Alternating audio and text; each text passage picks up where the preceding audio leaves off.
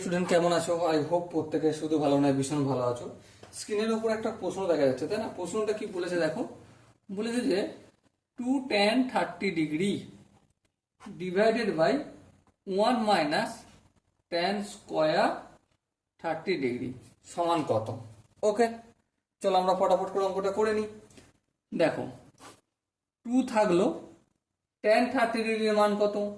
tan30 মান হচ্ছে 1/√3, লিখলাম। 1 মাইনাস tan স্কোয়ার 30 মানে 1/3 হবে। বেশ, এখানটা কি কারো বুঝতে অসুবিধা রয়েছে? আই হোপ অসুবিধা নেই। পরের লাইনে যদি যাই, দেখো 2 এর সঙ্গে 1 গুণ করলে 2, আর এখানে √3 থাকবে। আর এখানে দেখো 3 লসাগু হবে। এই কেসটা দেখো একটু, 3 লসাগু, 3 1 কে 3 মাইনাস 3 কে 3 দিয়ে ভাগ হলে 1, 1 কে 1 দিয়ে গুণ করলে 1।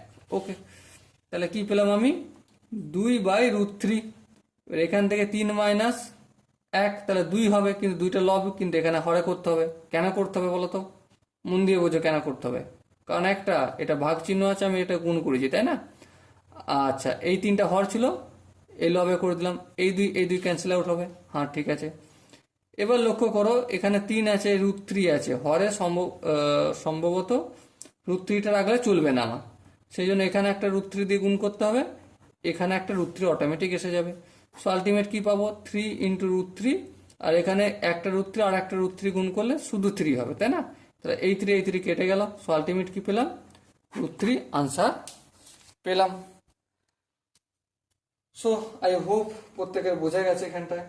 যদি কোনো জায়গায় অসুবিধা থাকে, ডাউট থাকে, কনফিউশন থাকে, তো অতি অবশ্যই কমেন্টে জানিও। ওকে, তো দেখা হচ্ছে পরবর্তী সেশনে। ততক্ষণ পর্যন্ত ভালো থেকো, সুস্থ থেকো এবং জয় হিন্দ।